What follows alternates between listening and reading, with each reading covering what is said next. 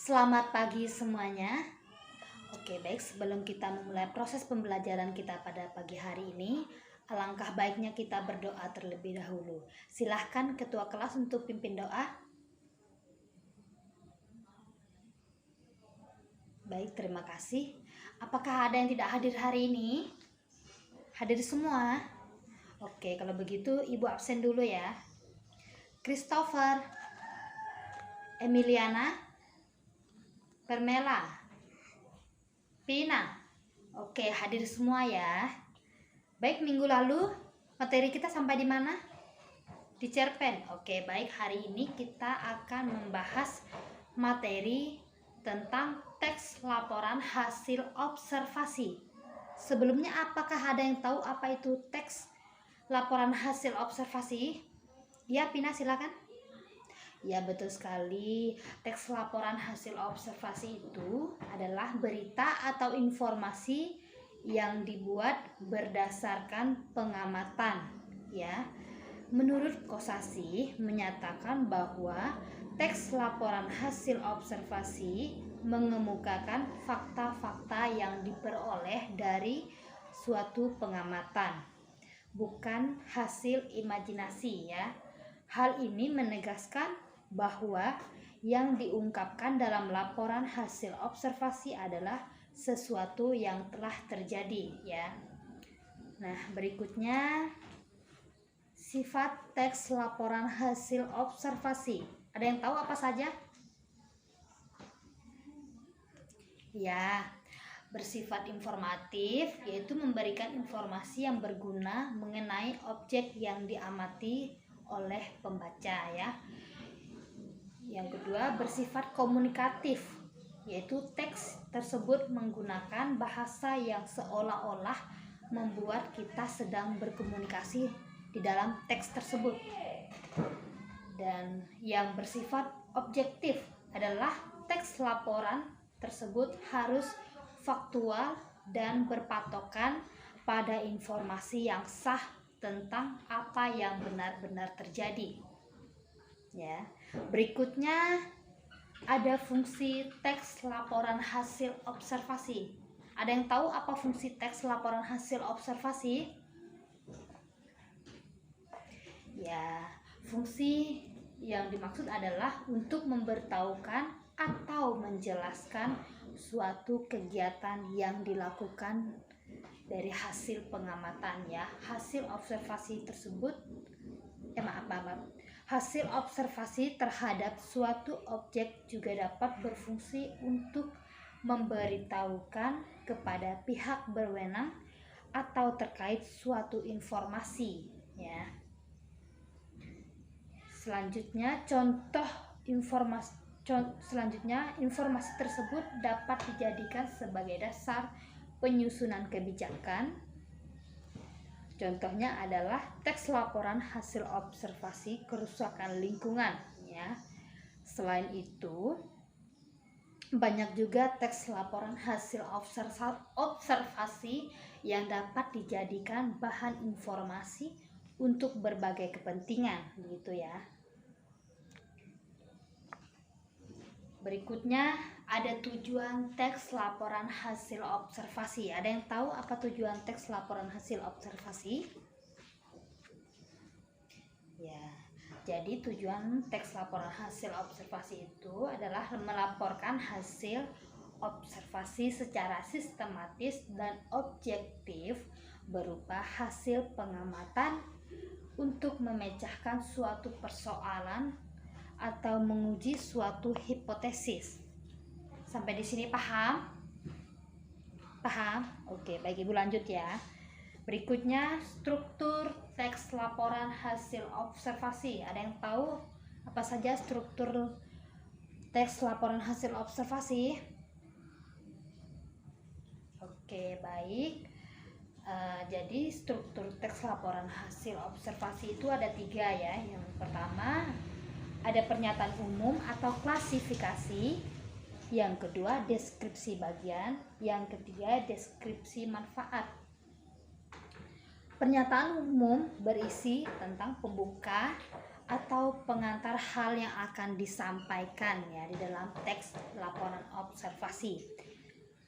Deskripsi bagian yaitu berisi hal umum tentang objek yang akan dikaji, menjelaskan secara garis besar pemahaman tentang hal tersebut. Penjelasan detail mengenai objek atau bagian-bagiannya terdapat pada deskripsi bagian ya.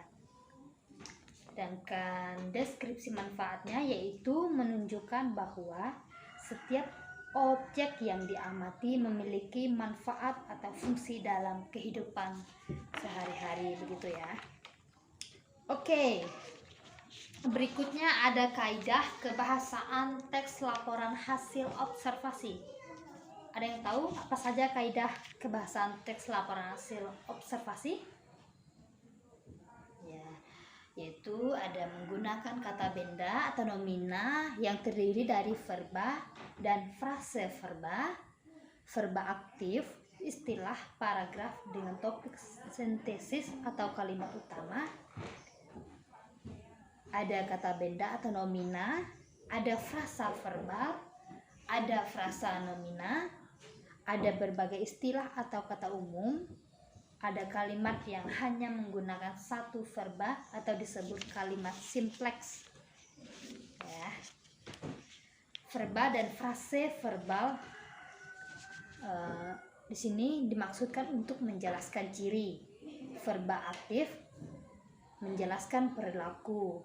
Istilah yaitu filter, feeder atau penyaring makanan. Paragraf dengan topik sintesis yaitu kalimat utama ya.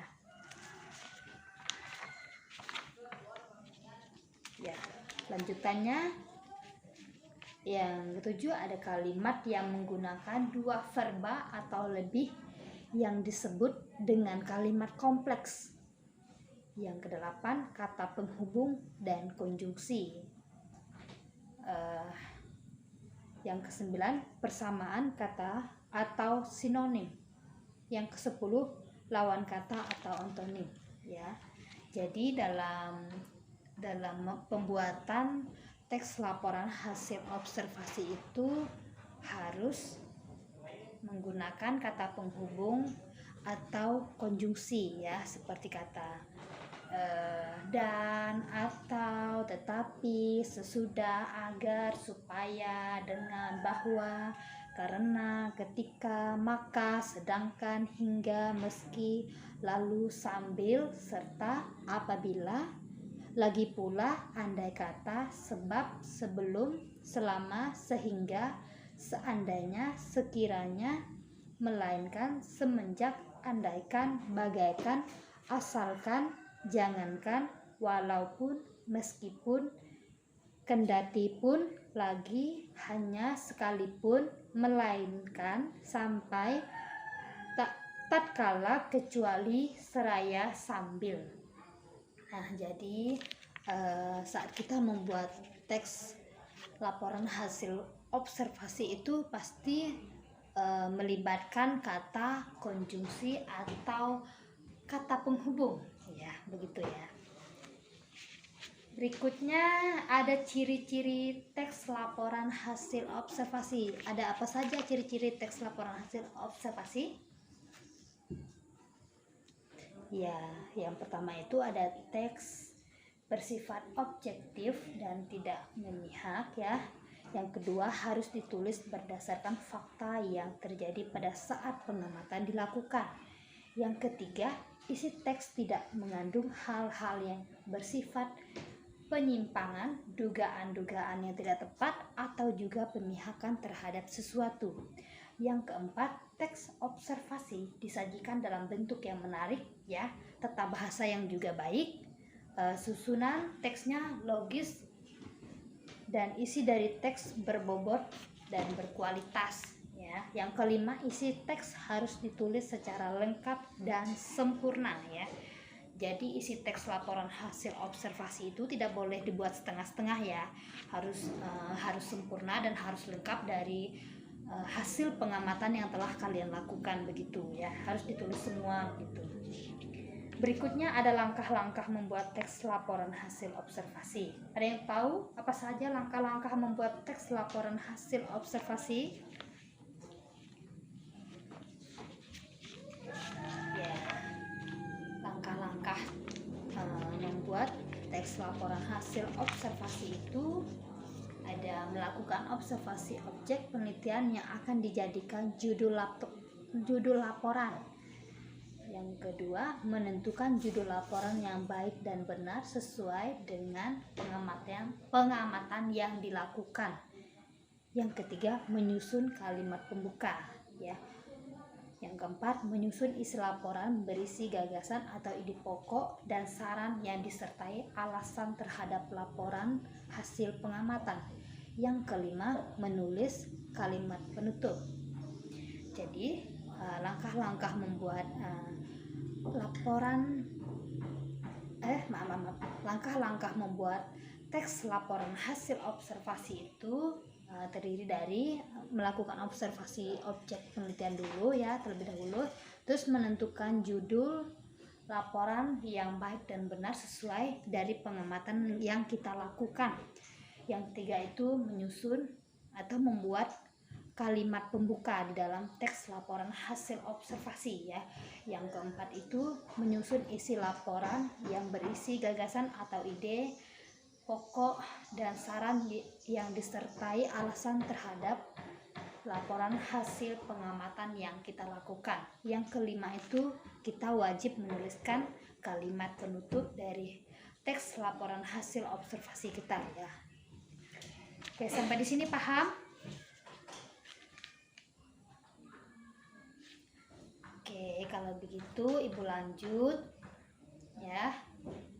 Nah, berikutnya untuk menyusun sebuah teks laporan hasil observasi kita harus memperhatikan 5W1H-nya. Ada yang tahu apa saja 5W1H? Ya, yang pertama itu what atau apa ya. Yang kedua apa? Ada yang tahu? Ya, who siapa, when kapan, ya, where di mana, why mengapa, dan satu lagi apa? How bagaimana, ya betul sekali. Ya, berikutnya syarat-syarat yang harus dipenuhi saat membuat teks laporan hasil observasi. Ada apa saja? Ada yang tahu? Ya, ada objek yang akan diamati harus menarik ya. Objek yang akan diamati itu harus menarik. Nah, terus harus objektif ya. Dan harus secara sistematis dan dapat dipertanggungjawabkan kebenarannya. Serta menggunakan bahasa yang efektif dan logis. Sampai di sini paham? Oke. Baik, kalau begitu sekarang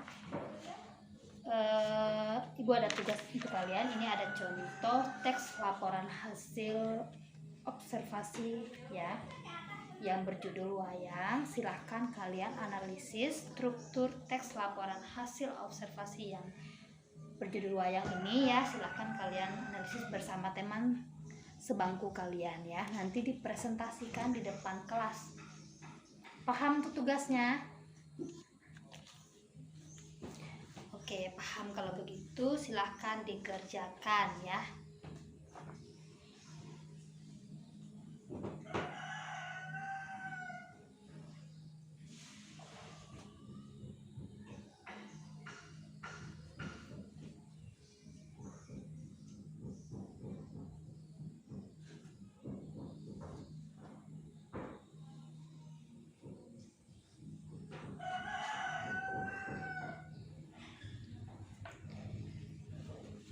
Bagaimana? Sudah selesai tugasnya? Belum? Oke, Ibu kasih waktu 5 menit lagi ya.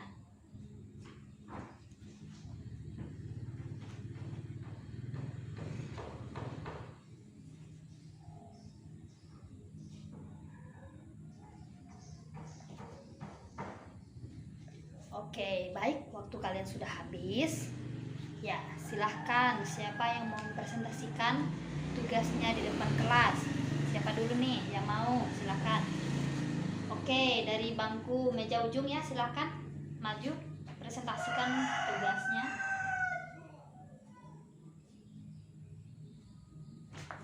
Tepuk tangan. Silakan berikutnya. Siapa lagi?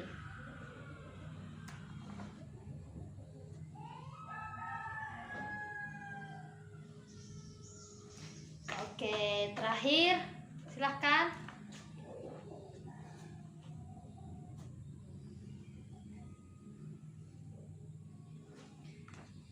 Oke, sudah paham ya bagaimana menganalisis struktur teks laporan hasil observasi.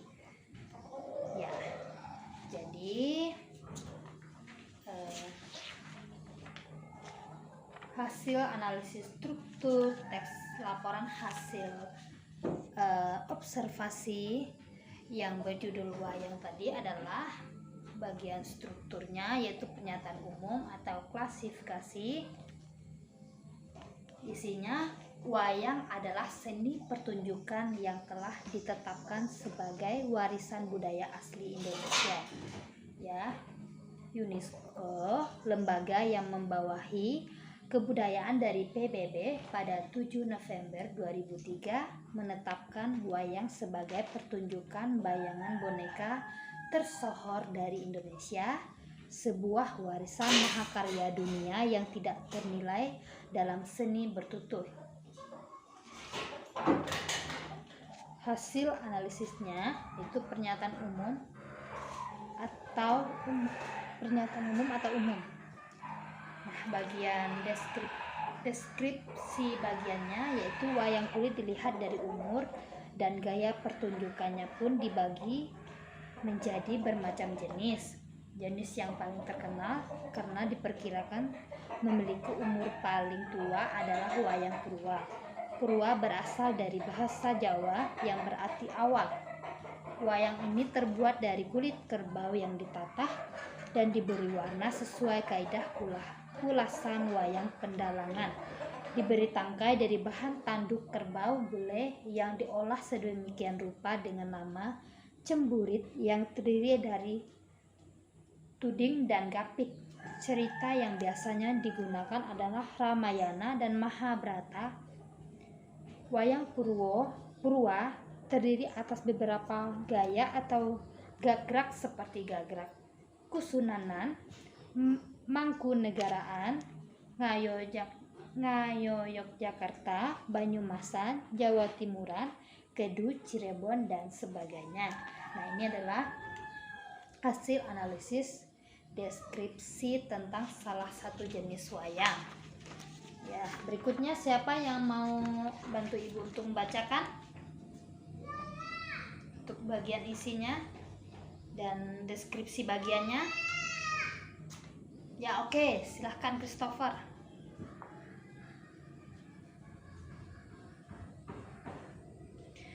Oke, berikutnya siapa lagi? Ya, Emiliana, silakan Emiliana bacakan. Ya, siapa lagi selanjutnya yang terakhir? Ya, Pina, silahkan Pina bacakan deskripsi bagiannya. Kita analisisnya, isinya ya. Oke, baik. Jadi kalian sudah paham ya bagaimana cara menganalisis struktur teks laporan hasil observasi ya.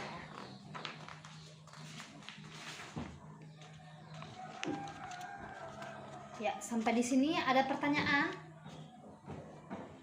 Sudah paham semua untuk materi hari ini? Oke, baik, kalau begitu Ibu akan mengulas kembali materi kita hari ini, yaitu tentang teks laporan hasil observasi. Ada yang masih ingat apa tadi teks laporan hasil observasi? Ya, Pina, silakan Pina. Ya, betul sekali. Jadi teks laporan hasil observasi itu adalah berita atau informasi yang dibuat berdasarkan suatu pengamatan ya. Berikutnya sifat laporan hasil observasi, ada yang masih ingat? Ya, silahkan Emiliana. Ya, betul sekali ada yang bersifat informatif, ya, ada yang bersifat komunikatif, dan satu lagi ada yang masih ingat apa tadi? Ya, bersifat objektif, ya. Bersifat informatif itu, ada yang masih ingat apa tadi pengertiannya? Ya, yaitu memberikan informasi yang berguna mengenai objek yang diamati kepada pembaca, ya. Dan bersifat komunikatif itu menggunakan bahasa yang seolah-olah membuat kita sedang berkomunikasi dengan teks tersebut. Dan yang bersifat objektif adalah teks laporan harus bersifat faktual dan berpatokan pada informasi yang sah tentang apa yang benar-benar terjadi, begitu ya. Berikutnya, fungsi teks laporan hasil observasi. Ada yang masih ingat apa tadi fungsi laporan hasil observasi? Ya, betul sekali, yaitu untuk memberitahukan atau menjelaskan suatu kegiatan yang dilakukan, ya. Berikutnya, tujuan teks laporan hasil observasi. Ada yang masih ingat apa tujuan teks laporan hasil observasi? Ya, betul sekali, itu untuk melaporkan hasil observasi secara sistematis dan objektif berupa hasil pengamatan untuk memecahkan suatu persoalan, ya, atau menguji suatu hipotesis, gitu. Nah, berikutnya struktur teks laporan hasil observasi. Ada yang masih ingat lagi? Ya, Pina, silakan Pina. Ya, betul sekali, ada 3 ya. Yang pertama itu pernyataan umum atau klasifikasi, yang kedua deskripsi bagian, yang ketiga deskripsi manfaat. Ya, selanjutnya kaidah kebahasaan teks laporan hasil observasi. Ada yang masih ingat ada apa saja tadi? Ya, ada menggunakan kata benda, ya, yang terdiri dari verba atau frase verbal, verba aktif, yaitu dalam menjelaskan perilaku, istilah misalnya filter atau feeder, paragraf dengan topik sintesis atau kalimat utama, ya. Yang kedua itu ada kata benda atau nomina. Yang ketiga ada frasa verbal. Yang keempat ada frasa nomina. Yang kelima berbagai istilah atau kata yang umum. Yang keenam kalimat yang hanya menggunakan satu verba atau disebut kalimat simpleks. Ada yang tahu tadi apa kalimat simpleks? Ya, kalimat yang hanya terdiri dari satu verba utama yang menggambarkan aksi, peristiwa atau keadaan, ya. Ya, yang berikutnya ada kalimat yang menggunakan 2 verba atau lebih yang disebut dengan kalimat kompleks, ya. Selanjutnya lagi kata penghubung atau konjungsi. Nah, kata penghubung atau konjungsi ini sangat berperan di dalam teks laporan hasil observasi yang kita buat, ya, dari hasil pengamatan. Ya, berikutnya persamaan kata atau sinonim. Ya, berikutnya lagi ada lawan kata atau antonim, ya. Ya, yang ciri-ciri teks laporan hasil observasinya ada yang tahu apa saja tadi?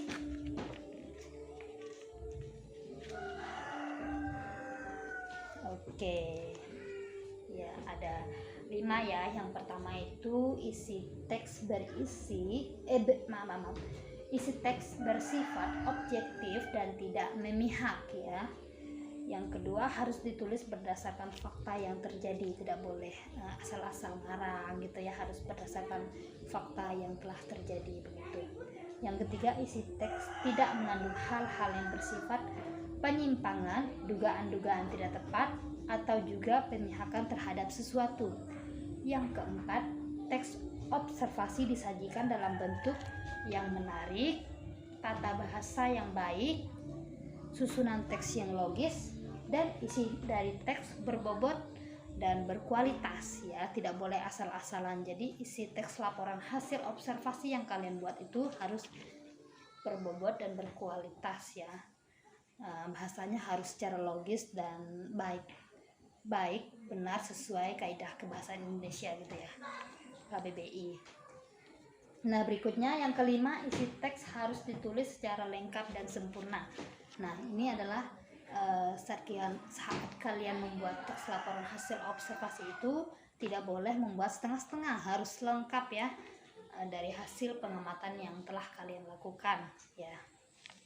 Berikutnya, langkah-langkah membuat teks laporan hasil observasi. Ada yang masih ingat apa tadi langkah-langkah teks laporan hasil observasi? Ya, ada yang pertama, melakukan observasi objek penelitian ya.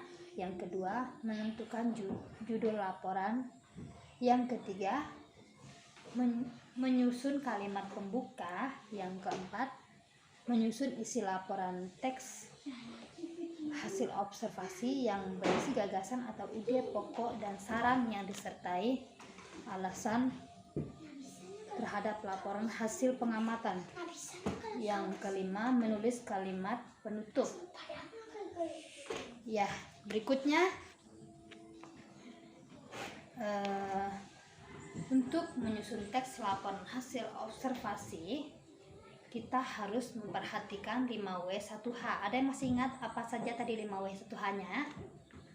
Ya, ada what, atau apa, ada who, siapa, ya, ada when, kapan, ada where, ya, ada where, di mana, ada why, mengapa, dan satu lagi apa tadi? Ya, how, bagaimana. Ya, syarat-syarat yang harus dipenuhi saat membuat teks laporan hasil observasi. Ada yang masih ingat apa tadi? Ya, bagus sekali. Yang pertama itu ada objek yang akan diamati harus menarik. Yang kedua harus objektif. Yang ketiga harus secara sistematis. Yang keempat harus dipertanggungjawabkan kebenarannya. Yang kelima menggunakan bahasa yang efektif dan logis. Sampai di sini paham ya untuk materinya, atau ada yang ingin ditanyakan? Oke, paham ya. Baik, kalau begitu silahkan kalian baca kembali ya teori hari ini tentang teks laporan hasil observasi di rumah ya. Silahkan kalian pelajari kembali di rumah agar kalian tidak lupa ya. Terus silahkan kalian mencari teks laporan hasil observasi satu orang itu satu ya, tidak boleh sama tugasnya ya. Kalian cari dan analisis struktur teks laporan hasil observasi yang kalian pilih ya. Paham untuk tugasnya? Oke, baik, kalau begitu Ibu rasa pertemuan kita pada hari ini cukup sampai di sini ya. Silahkan tugasnya dikerjakan dengan baik di rumah ya, untuk dikumpulkan minggu depan. Paham? Oke, baik, kalau begitu kita akhiri pertemuan pada hari ini. Silahkan salah satu untuk pimpin doa.